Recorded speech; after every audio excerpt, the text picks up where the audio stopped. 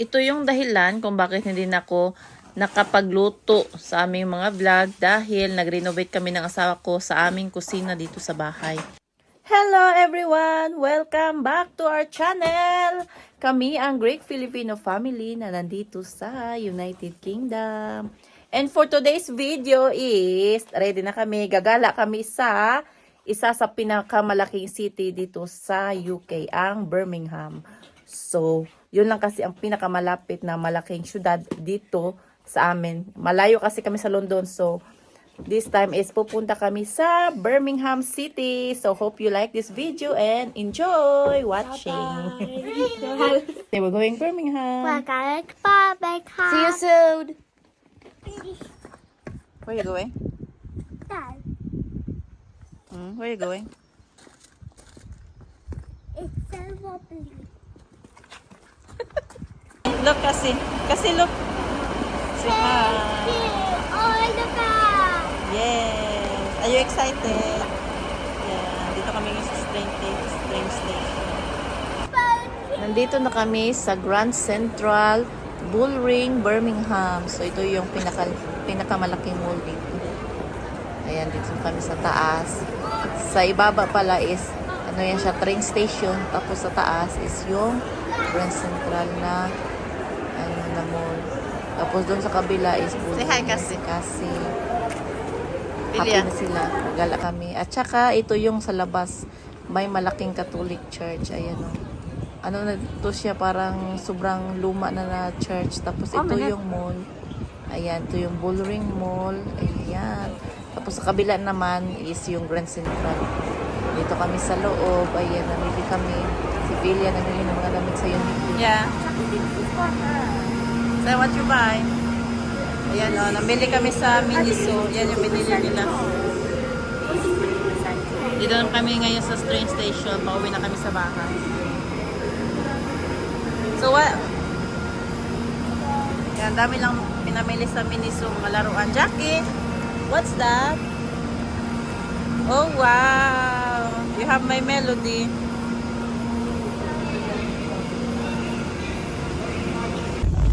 Nandito na kami sa loob ng train. Nakasakay na kami ng train. So, pauwi na kami. Ano na dito, alas 5 na ng hapon. So, darating kami sa aming bahay. Siguro mga 6:30 na. Kasi 1 hour ang biyahe sa train. Papunta doon sa Shrewsbury Town. Tapos, galing sa town, papunta sa bahay namin is 30 minutes. So, 6:30 kami makakauwi nito. Dumiretso na pala kami dito sa shop. Kasi, kailangan kong tumulong dito kasi every Saturday busy, kaya dapat nandito ako. Pero uuwi din kami mga alas 9 ng gabi. Ito yung rason kung bakit matagal na akong hindi nakapag-luto at nakapag video sa pagluluto ko kasi yung kusina namin still renovated pa. Kami lang dalawa ng asawa ko ang nag-renovate ito dahil sobrang mahal ng labor kapag iba yung pinapa-renovate namin. So kami na lang, materials na lang ang binibili namin. Gutom na kami, kaya pumunta na kami dito sa karinderya para magluto ng aming hapunan. Dito kami ngayon kakain sa karinderya namin dahil hindi pa tapos yung kusina, yung renovation ng kusina. 2 weeks na yun namin tinatrabaho. Ako lang kasi tsaka yung asawa ko nagtrabaho, nag-renovate.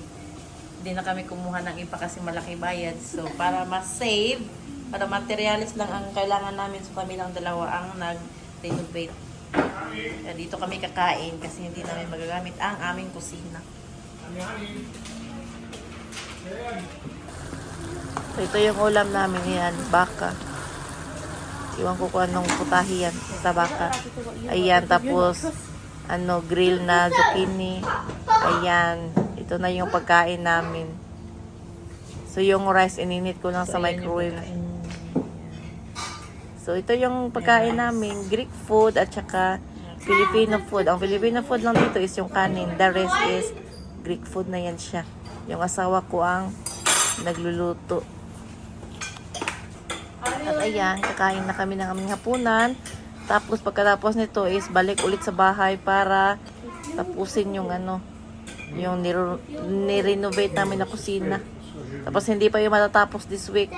So next week na naman, next week Sunday na naman kasi bukas is back to work again. So ayan. Ayan na yung kusina, oh. Malapit nang matapos. Ayan. Paint na lang ang kulang nito. So next week, ang gagawin namin dito is pinturahan yan. Yung nasa ibabaw yan. Pinturahan yan. And dito din sa loob, yung sa gilid yan. Pipinturahan daw yung sabi ng asawa ko.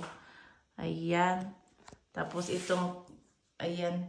Lalagyan daw ng plaster to. Yan yung may kahoy-kahoy dyan. So, ito na yung bagong kusina, yung bagong lutuan ko. Ayan. Yan yung cooker, tapos sa gilid naman yung oven. Tapos dito sa kabila din yan. Diyan sa ibabaw, pipinturahan din yan. Kasi may mga cement pa dun sa ibabaw. Ayan, nilagyan din ng mga saksakan yung asawa ko. Lagyan ng saksakan dito, tsaka doon sa kabila. Ayan. Lagyan din yan yung malaking yung lalagyan ng mga machine. So, ayan. So, next week, matatapos na to dahil pintura na lang ang kulang. Ayan, oh. At ayan, maraming salamat sa always na pagsuporta nyo sa amin. At sa mga hindi pa nag-subscribe, please subscribe our channel. And please like our video and share na rin. So maraming salamat talaga sa lahat ng suporta ninyo. So see you in the next vlog. See you soon. Bye-bye!